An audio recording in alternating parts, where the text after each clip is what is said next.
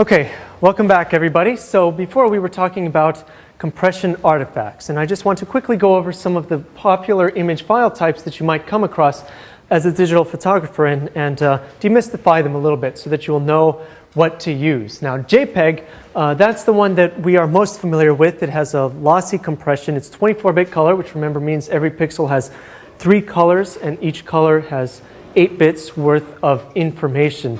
Generally, for photographs, this is the one that you are going to almost always use. Alpha just means that it has the ability to do transparency, which you'll notice we can't have in JPEG, which is okay, but most of these other formats we can. So GIF, I talked about before with that run length encoding, where we saw the flags and we were able to compress those flags down to a very small size. That is a lossless compression, but the problem with that is that the color is only 8-bit.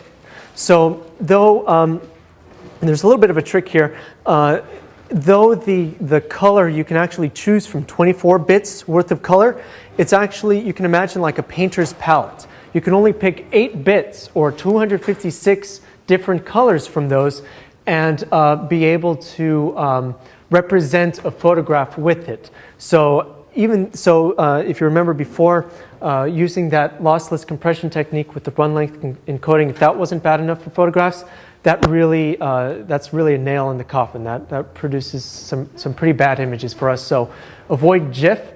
Ping is also losslessly compressed. It's also 24-bit, just like JPEG. It does support alpha, so this sounds really great, but it's just not as widely supported as JPEG. So, and also because it is lossless, the files aren't as small as the lossy compressed JPEG. So everything is give and take here. So PSD, that's a Photoshop type file.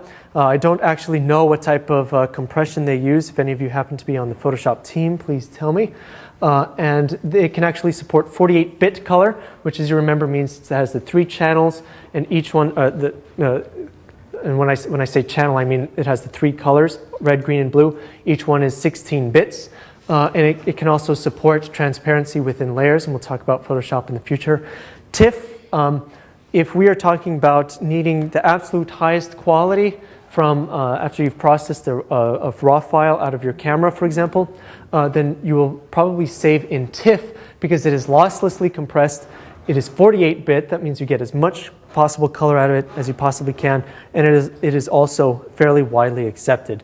And as an extension to GIF above, it also has the animated GIF. So if you ever see dancing hamsters, that's the one. Okay, so I wanted to tell you a little bit about this class as well. I didn't want to go through this entire class just throwing information at you. So this class has 14 lectures. This is the first one. There are a few holidays interspersed throughout the semester. Be sure to take a look at the syllabus online for more information. The first one is next week. So unfortunately, I won't get to see any of you next week. And don't come because I will undoubtedly be sleeping. And so then after today, we start software, tools, and light 2 weeks from now, so on and so forth. And you can see that we have a variety of topics, including exposure. We do a lot of exposure because that's really important. Optics, where we talk about lenses and do some fun little math there. The histogram, which you may wonder, well, what on earth can we talk about an entire lecture on the histogram? Just you wait. I will surprise you with all of the information that we can learn. Software tools continued. As you can tell, this is a computer science class. We will be talking quite a bit about software tools, most specifically Photoshop. Assignment slideshow. So in the assignments that are given to you, and the first one was given out today, you'll actually be submitting some photos, and I think it will be, and in the past, students have really enjoyed looking at everybody else's photos to not only not to poke fun at them, of course, but just to take a look and see what interesting photos people have taken. And this actually has been a great hit in the past, and I hope to continue that this time. Digital cameras. And here, this is somewhat of a misnomer. We're talking about some of the technology specific to digital cameras, like digital sensors, some of the really funky stuff that differentiates digital cameras from their film counterparts. We have 2 lectures on that. Then color. So color is very important, and it's very difficult to be able to reproduce color accurately through the entire chain. So from the camera to your computer to print to web, for example, this is a big thing. And if the semester were longer, we would probably do more lectures on color, but there's only so much of that I can take, frankly. Then artifacts, so all of the problems that can happen because of digital photography. And we've started talking about some of them, like dust, and we'll continue to talk about them throughout the semester, but we will really be sure to show you an exhaustive or nearly exhaustive list of artifacts in that lecture. Finally, even more software tools where we do some final really fun Photoshop stuff, and then the final assignment slideshow the second. So in addition to the lectures, there are 4 assignments. You should consider them to be projects. They are 3 weeks long, except for the first one, which is 4 weeks long, because there's that annoying little Monday that we're missing next week. So be sure that you read them and start them early. Trust me, you'll have your hands tied with these, even though they look somewhat short at only 5 pages. But the class is very doable, so don't worry about that as long as you stay on top of it. There's also one final project where we don't really have anything to talk about that yet, but we will in just probably in a month or 2, and there's 0 exams. So just like, I have to say, the first semester I had exams, and then I realized, well, what's the point? You're not going to have pen and paper when you're out taking photographs and have to figure out, do I really need to be doing this, and write down something like that? So none of that. This is much more practical than that. And finally, we will conclude the semester with the computer science fair that we share with Computer Science E75 Building Dynamic Web Pages, which unfortunately happens at the same time as us somewhere else in this building. But we will have a sort of a joint fair with them where you can show off your work. And last year, all the E7 stuff was much better than the E75 stuff. So I hope none of you are in E75, but I'm just telling you right now, we have high expectations for you. Okay, the course website, cse7.org. This is where it all happens. You can find all of your resources here. Though there's no required textbooks, we do have a few that you might, we recommend if you want to pick up some textbooks, but a lot of resources are available here. Also, you'll notice that as we are videotaping this lecture, we will try to videotape most lectures, not all of them.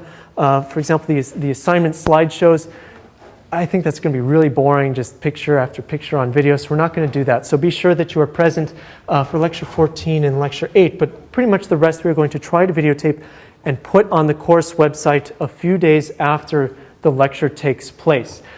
It's not meant as a replacement for a lecture, because sometimes it can get a little close to when the assignments are due, and that's not done intentionally. It's just because we have to take the time to do the videos properly.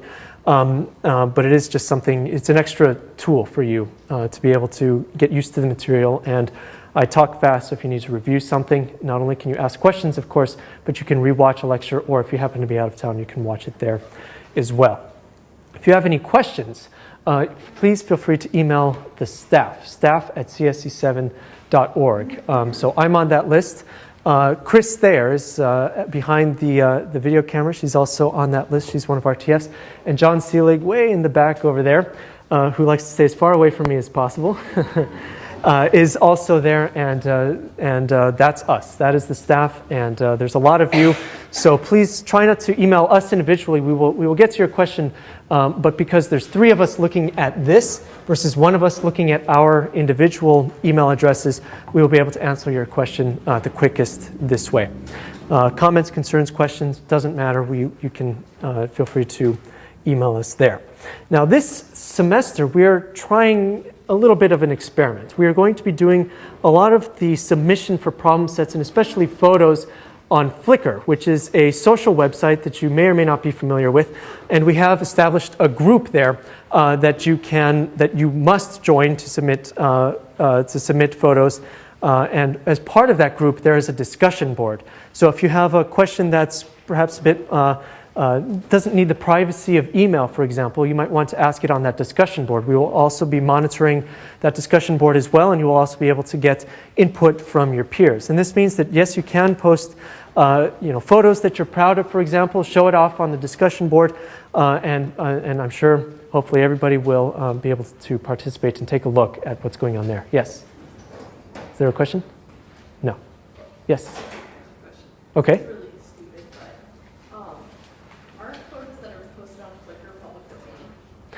No, not necessarily. So photos that are posted to Flickr are not necessarily public domain. So they have, when you sign up for Flickr, or more specifically, when you upload photos, you can define the copyright level of them.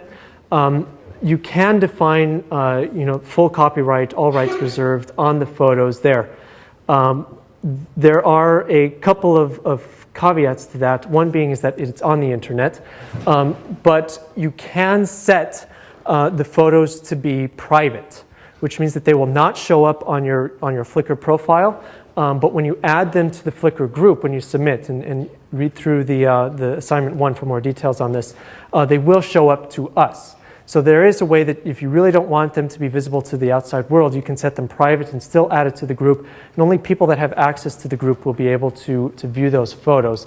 But in general, and we will be talking about this sort of copyright stuff much later in the course, in general, I'm an advocate of having slightly more loose copyright terms, especially if you post them on the internet, because someone is going to, if they like your photo, they're going to use it. Nothing is going to stop them on the internet from using it. And so rather than trying to deal with fighting for full copyright, because if you really want that photo to be absolutely yours and not disseminated at all, you wouldn't post it on the internet.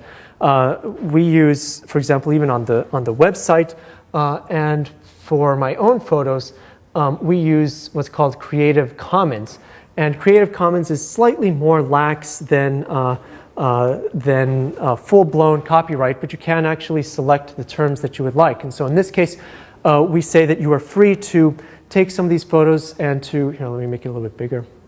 You can copy and distribute and transmit the work at will. You may even adapt the work, so you can take the photo and put a funny face on it or something, as long as it follows these conditions. So you provide attribution. So you say that it is from me or from the course, that you do not use it for commercial purposes, and that you apply these same conditions downstream, so that people that your derivative work or wherever you have posted it, those people that view it there can also perform these same steps. And this seems like more to the spirit, to me at least, of the internet, and also is a little bit more lax. You don't have to spend all of your time dealing with copyright issues.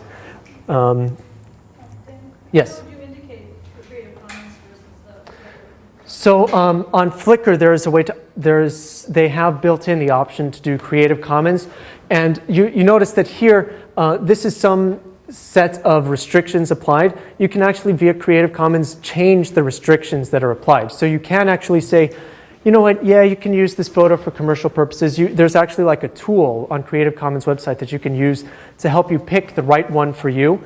And you enter in, there's like a code basically that I believe you can enter into Flickr, and they will be able to apply that directly onto your Flickr photos.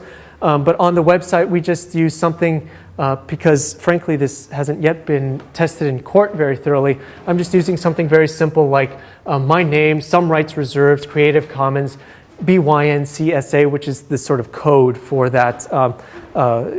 You provide attribution, you share alike, and it's non-commercial. But that's a whole bag of worms that, since I am not a lawyer, I frankly can't really get into. Okay, moving on. So yes, join Flickr and join the discussion board and participate in all this stuff. This is going to be a fun semester for us, I think. So if you don't have a camera, don't worry too much about it. We do have some cameras available for loan, and these are the Panasonic Lumix cameras, DMC-V's FZ8. It's a handful of letters and numbers, but these are, though they are a couple years old, they are pretty decent cameras. They're pretty good. You'll be able to complete all of the assignments with them, and you can rent them from the Church Street Lab. So 53 Church Street, if you just go out these gates right here and cross the street, it's right there. That's Church Street. Just find the Church Street Lab, and you'll be able to rent them from there. These have the capability for RAW photos, which if you're going to bring your own camera, it must have a few capabilities. It must be able to take photos in the manual mode, so that means you must be able to set all of the exposure settings. And also, you must be able to take photos in the RAW formats. If you have one or the other option, you can probably use the camera for a little while, but just note that we quickly ramp up, and you will have to be using both of those pretty quickly. Even in the first assignment, I think you'll have to be using the manual mode. So if your camera is not up to the task, not to worry. You don't have to buy a $3,000 camera and set of lenses. You can rent this from the Church Street Lab. I believe we have 8 available, and even though I fought them every single year, they still refuse to let students borrow them for more than 24 hours at a time.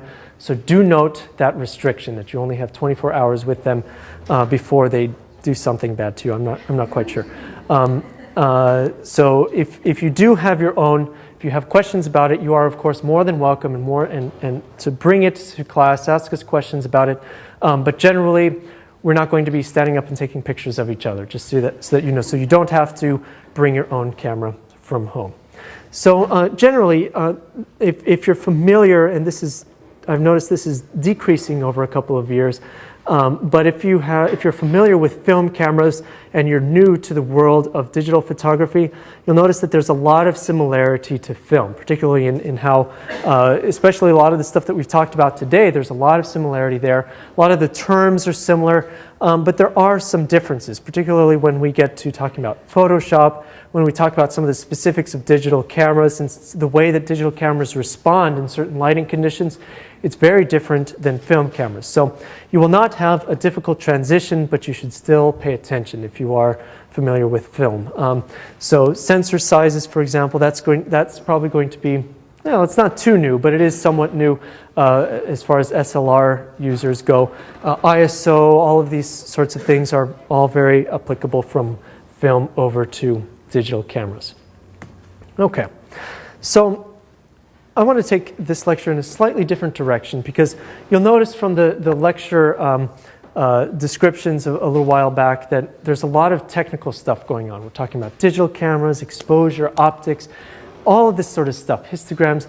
And this class though we do reference the artistic side of photography, this is not an artsy class, so to speak. We focus on primarily on the technical details. And the idea is that by understanding these technical details, by understanding what all of this stuff means, you're then more free to express yourself creatively. But this doesn't mean that we ignore the artistic side, or that we think that the artistic side is unimportant, because obviously it's extremely important in a photography class. But what we're saying is that we just think that to get the full experience, you might have to go to, in addition to this class, another class as well.